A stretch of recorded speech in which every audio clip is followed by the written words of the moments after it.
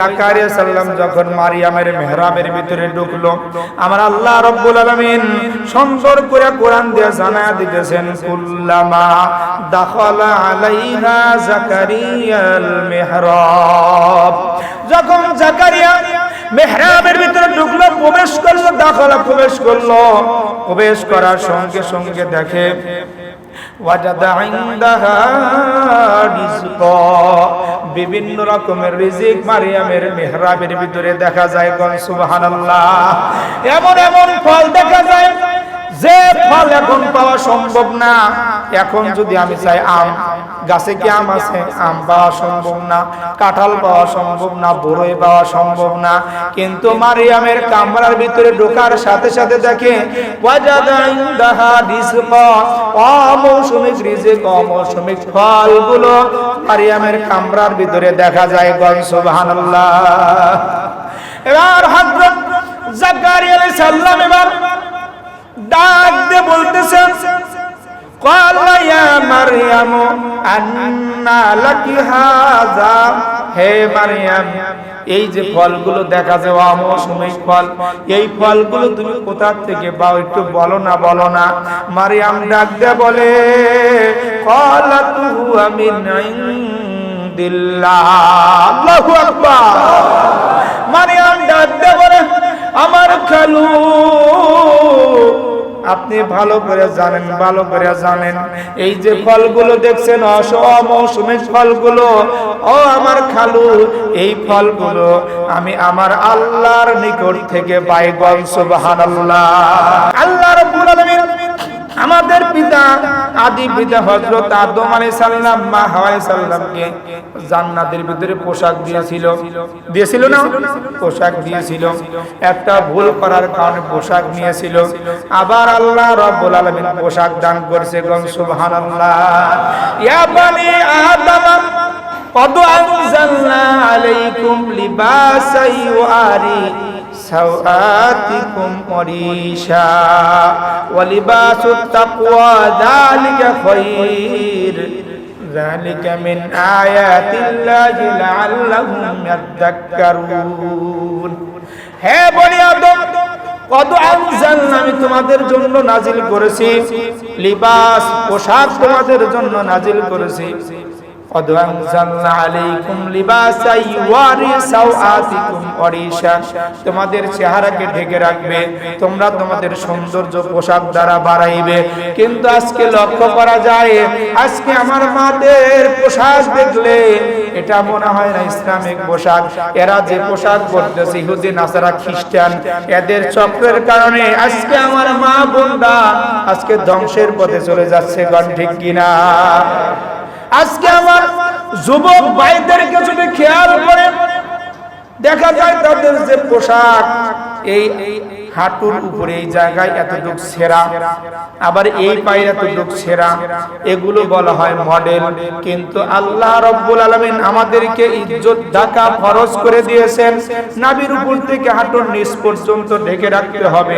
আজকে আমার সন্তান, আপনার সন্তান ফরজ বের করে ওপেনে চলতেছে। কোন ঠিক কিনা? এগুলো আমরা খেয়াল করি না। এগুলো কি নতুন ওয়াজ না পুরানো ওয়াজ? এগুলো সব পুরানো ওয়াজ, এগুলো সব কি, কিন্তু মানি না। নতুন ওয়াজ দিয়ে কি করবেন আপনি? সমাজের দিকে তাকিয়ে দেখেন। আজকে আমার এই শিশু ক্লাসের এক ছাত্রকে আমি জিজ্ঞাসা করছি যে, বাবা তোমার এখানে ছেঁড়া কেন? বলে, হুজুর এই পেয়ানি বা এখানে কি কাটা, এটা মডেল। চিন্তা করছেন, সেটাও মডেল হয়ে গেছে। আজকে এটা খেয়াল করি না যে ফরজ বের করে আমার সন্তান ঘুরতেছে, তার জন্য অহরহ কবিরা গুনাহ হইতেছে, এদিকে আমাদের কোনো খেয়াল নাই, খেয়াল করি না। এবার চলে আসুন, এই সমস্ত শয়তানি দোকান থেকে বাঁচার জন্য কার কাছে দোয়া করতে হবে? হান্না আল্লাহর দরবারে দোয়া করলেন, মিনাশ শাইতানির রাজিম, মালিক আমার এই সন্তানের পেট থেকে যে সন্তান আসবে, এদের জন্য শয়তানের কুমন্ত্রণা থেকে আপনার কাছে সাহায্য চাই।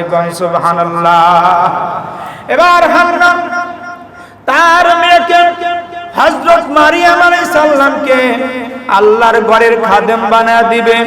কারণ মানত তো পূরণ করতে হবে, কোন ঠিক কিনা? হ্যাঁ, আমরা দুনিয়া করছিলাম আল্লাহ একটা যদি সন্তান দেন নবীর মাদ্রাসায় দেব, যেই সন্তান হয়েছে আর কি নবীর মাদ্রাসায় তো দেওয়া যাবে না, একই বানাইতে হবে ম্যাজিস্ট্রেট, জবতব কথা না, আর ম্যাজিস্ট্রেট বানাইতে এখন থেকে পদক্ষেপ নিতে হবে। এখন থেকে যদি পদক্ষেপ না নেই এই ছেলে সে জায়গায় পৌঁছাইতে পারবে না। আমরা মানত করি কিন্তু কাজের বেলায় ঠনঠনাটন, কোন ঠিক কিনা?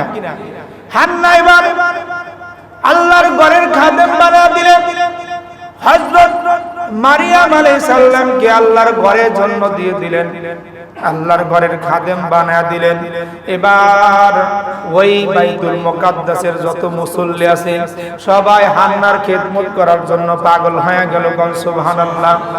আজকেও আমরা মুসল্লি আছি, কেমনে করে খাদেমকে বিদায় করা যায়, কেমনে করে মুয়াজ্জিনকে আঘাত করা যায়, কেমনে করে ইমামকে লাঞ্ছিত বঞ্চিত করা যায়, এই ফিকির নিয়ে সদা সর্বদা ব্যস্ত থাকি, কোন ঠিক কিনা?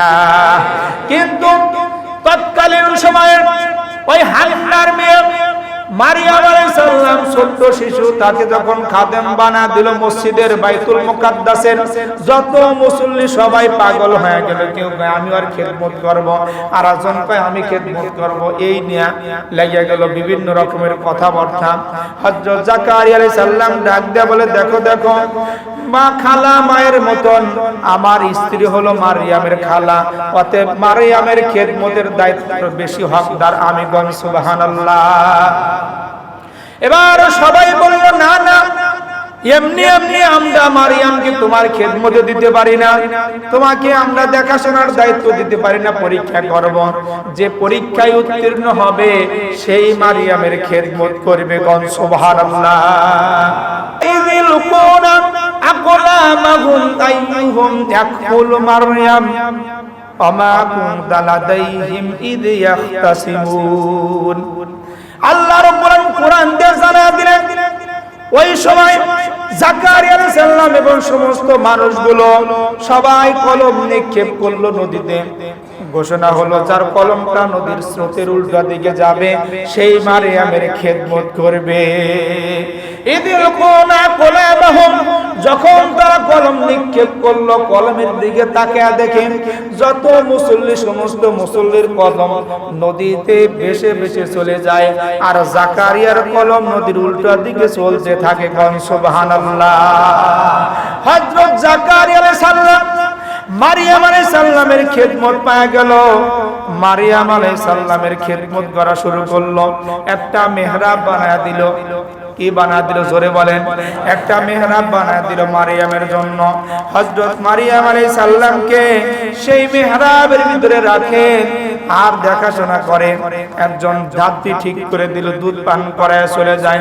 যখন মারিয়াম সন্ধ্যা হয়ে যায় হাঁটি হাঁটি পা পা করে খালার বাড়িতে রাত্রি যাপন করা শুরু করলো। হযরত জাকারিয়া আলাইহিস সালাম এবার যখন মারিয়াম আলাইহিস সালাম যখন বড় হয়ে গেল, কিছুটা বড় হলো, আল্লাহর ইবাদত শুরু করলো। ওই জাকারিয়া আলাইহিস সালাম যখন মারিয়ামের মেহরাবের ভিতরে ঢুকলো, আমার আল্লাহ রাব্বুল আলামিন সুন্দর করে কোরআন দিয়ে জানায়া দিতেছেন, কুল্লামা দাখালা আলাইহা জাকারিয়াল মিহরাব, যখন জাকারিয়া মেহরাবের ভিতরে ঢুকলো, প্রবেশ করলো, দাখালা প্রবেশ করলো, প্রবেশ করার সঙ্গে সঙ্গে দেখে ওয়াজাদা ইনদাহা রিজকা, বিভিন্ন রকমের রিজিক মারিয়ামের মেহরাবের ভিতরে দেখা যায়, সুবহানাল্লাহ। এমন এমন ফল দেখা যায় যে ফল এখন পাওয়া সম্ভব না। এখন যদি আমি চাই আম গাছে কি আম আছে, আম পাওয়া সম্ভব না, কাঁঠাল পাওয়া সম্ভব না, বড়ই পাওয়া সম্ভব না। কিন্তু মারিয়ামের কামরার ভিতরে ঢোকার সাথে সাথে দেখে ওয়াজাদা ইনদাহা রিজকা, অমৌসুমিক রিজিক, অমৌসুমিক ফলগুলো মারিয়ামের কামরার ভিতরে দেখা যায়, সুবহানাল্লাহ। এবার হযরত জাকারিয়া আলাইহিস সালাম এবার ডাক দিয়ে বলতেছেন, ক্বালা ইয়া মারইয়াম আন্না লাকি হাযা, হে মারইয়াম এই যে ফলগুলো দেখা যায় অমৌসুমিক ফল, এই ফলগুলো তুমি কোথা থেকে পাও একটু বলো না, বলো না। মারিয়াম ডাক দিয়ে বলে, ক্বালাতু মিন ইনদিল্লাহ। আল্লাহু আকবার। মারিয়াম ডাক দিয়ে বলে, আমার খালু, আপনি ভালো করে জানেন এই যে ফলগুলো দেখছেন অমৌসুমিক ফলগুলো, ও আমার খালু, এই ফলগুলো আমি আমার আল্লাহর নিকট থেকে পাই। বল সুবহানাল্লাহ। ইন্নাল্লাহা ইয়ারযুকু মান ইয়াশাউ বিগাইরি হিসাব।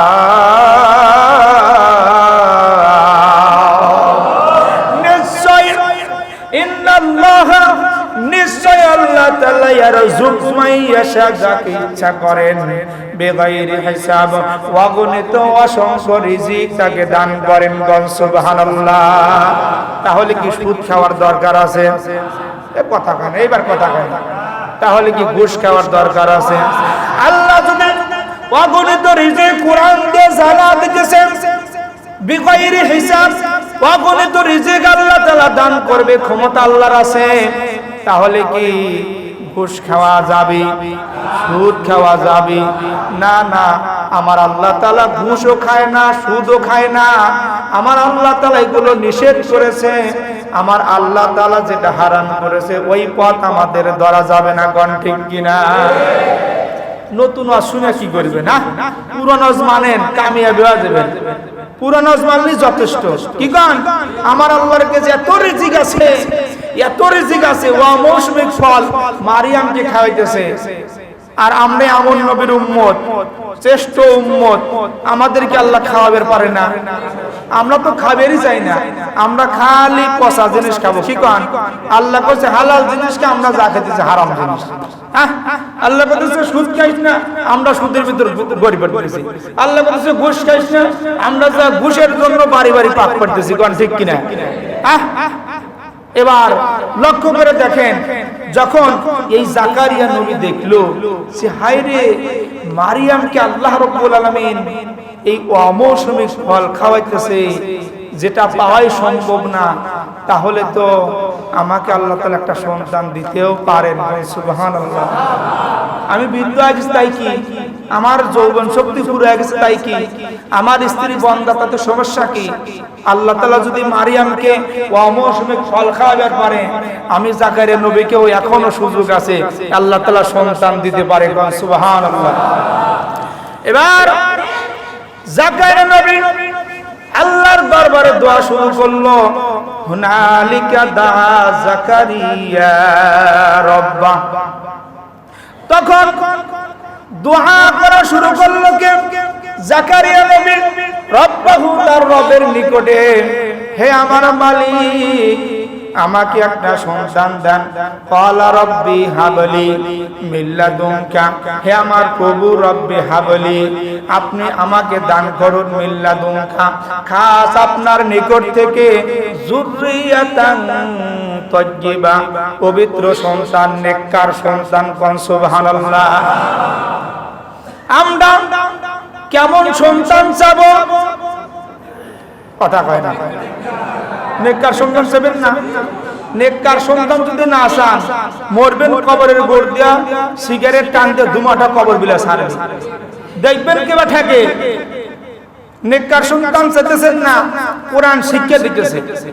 যুররিয়াতান তাইয়্যিবা, কেমন সন্তান চাইতে হবে? এই যুবকরা কথা বলেন না কেন? কেমন সন্তান চাইতে হবে? নেককার সন্তান চাইতে হবে। এখনো সুযোগ আছে, বুড়াকারের সুযোগ নাই, শেষ। এরা সন্তান চলে এসেছে, কিন্তু যুবকারের সুযোগ আছে। কেমন সন্তান চাবো? নেককার সন্তান চাইতে হবে।